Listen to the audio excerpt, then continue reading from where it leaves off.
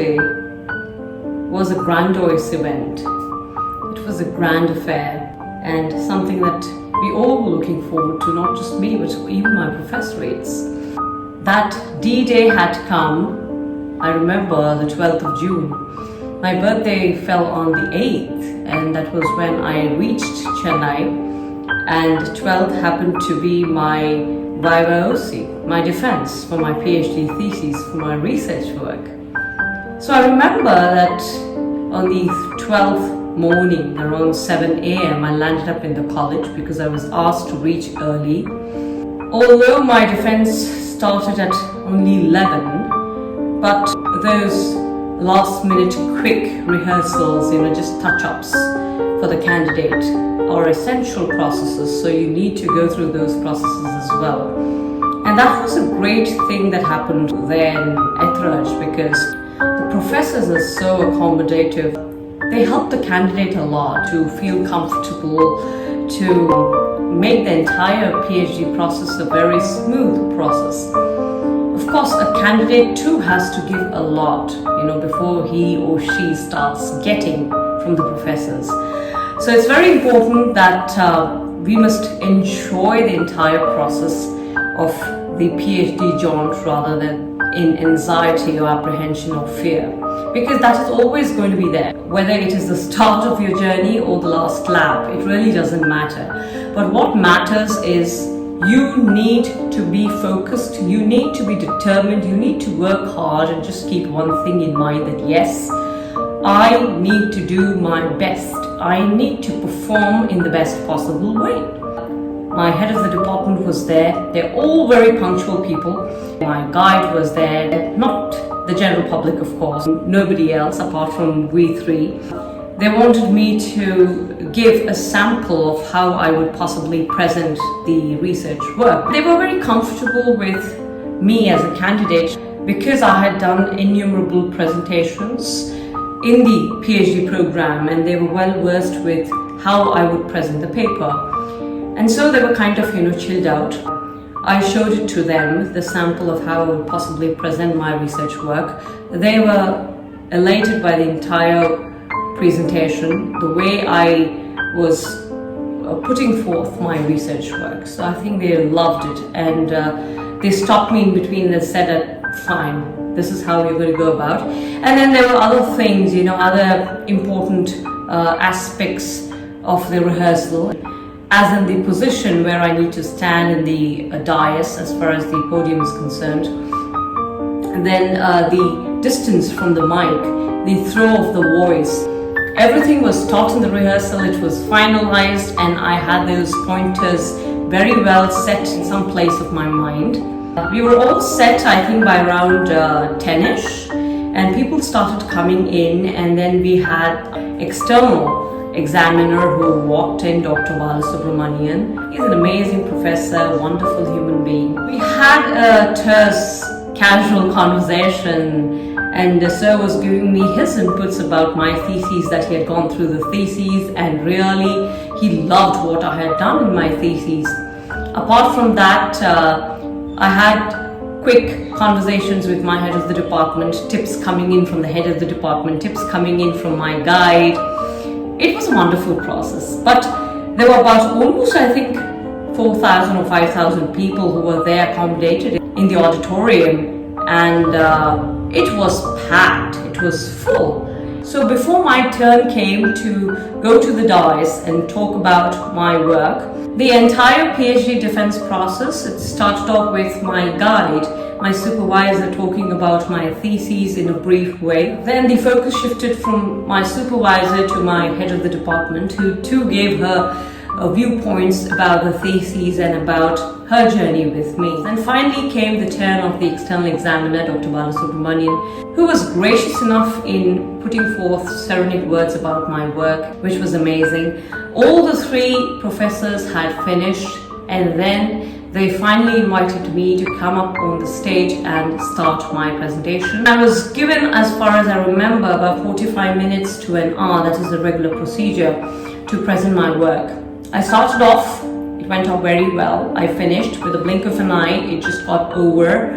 Like my other presentations, my other paper presentations during the process of the PhD program. So this too went smoothly, and I loved every bit of what I spoke.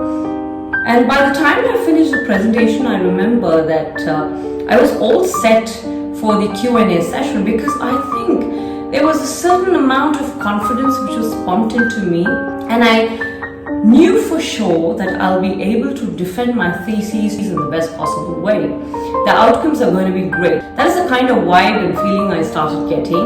So there came an end to the presentation. Everybody applauded, and then the session was passed on to the examiner, the head of the department, and the supervisor, who put forth several questions that they possibly wanted to ask me, because those were the questions that possibly weren't that clear for them, and they wanted clarity on those questions. Questions came in from the statistics part of it, because that is your primary contribution. That is the main part that renders that originality to your thesis. The rest of the thesis, if you see, is entirely based on secondary information. But the value of your thesis, or the weight of your thesis, escalates or aggrandizes only when you put forth or you bring about your statistical analysis, your inferences, your findings. And of course, everything to do with your objectives, your aims, your hypothesis, everything that goes into making that primary contribution for your thesis. Well, I reminisce there were about 8 to 10 questions raised by the external thesis evaluator. Luckily, I knew all of them, and there was quite a lot of spontaneity in my answers, which made me confidently feel that I was heading towards the right direction, I was treading on the right path. Then it was put open to the public. A lot of people asked me different questions, be it about the title of my thesis, as to why I had chosen that title, questions pertaining to the time period, as to why I had chosen this particular time period for study. I answered all of those, and finally the session was concluded by my supervisor, and everybody who was present there was thanked, including the external examiner, the external thesis evaluator, and my head of the department, and other teachers from different departments who had taken time out, or who were possibly doing a PhD or contemplating a PhD. They attended this Viva, and it was a real success, and it was in fact a big event of my life that I still remember. And every candidate who is currently doing a PhD, I just have to say one thing to them. Research, as I have mentioned before, is a beautiful journey. You need to experience it, you need to feel it. More importantly, what is paramount is you need to be confident about whatever you do. Build that confidence over a period of time and during that period of your doctoral journey. That will boost your confidence to a great extent, specifically when you involve yourself more and more into different kinds of presentations. Because when you come on to your last lab, which is your Viva, you will realize that sufficient amount of confidence has already been pumped into you, and you would not feel jittery at all on your day. That is the beauty of the entire process of PhD, and that is what I experienced when I did mine. Never be scared or apprehensive about anything in life, not just PhD. Build that confidence, go ahead and encounter it audaciously. Don't be nervous about anything. Don't be worried about the outcome or the repercussion. See, anyways, the outcome or the repercussion are inevitable. But what kind of repercussion is going to come forth is not your problem. Your thing or your part is to fare well in whatever you do or whatever you intend on doing. That is very important. The results were awaited, and they were soon announced by the external examiner, Dr. Subramanian, that I have been successful in securing a doctorate degree, and I have earned a PhD for myself. That was the moment that I felt on cloud 9. I felt that yes, this journey that I had embarked upon some 4 years back, today is the day that I really cherish its fruits, because The journey has been beautiful, memorable, and even today I cherish those beautiful moments. I talk to my guide, I talk to my head of the department, because they have been people who have constantly been my pillar, my strength, my backbone, everything. And I thank them, and I will continue to thank them in every moment of my life, because whatever lessons I learn from either the upswings or the downswings, they have been extremely instrumental in molding me and shaping me in what I am today.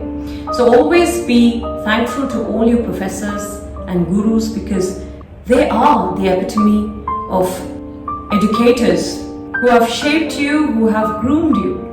And we need to be thankful not just after finishing our particular program or course, but we should be grateful and thankful to them for the rest of our lives. I am thankful and grateful to all my teachers and my department that has been imperative towards making me into what I am today. Thank you so very much. A big thank you to all my teachers and professors. And this video is exclusively dedicated to all those lovely teachers and also students who are currently either doing the PhD programs or who yearn to delve into a PhD soon. All the very best in whatever endeavor or pursuit you plan to follow or embark upon. My best wishes are always there, and if you yearn and if you long to talk about your experiences on my channel, as said before, you're more than welcome, and I shall be more than glad to have you on my platform. Do write in to me at ddeconett@gmail.com, and I shall love to read about what all you have to say. Till then, take care of yourselves and stay safe. This is Dr. D signing off.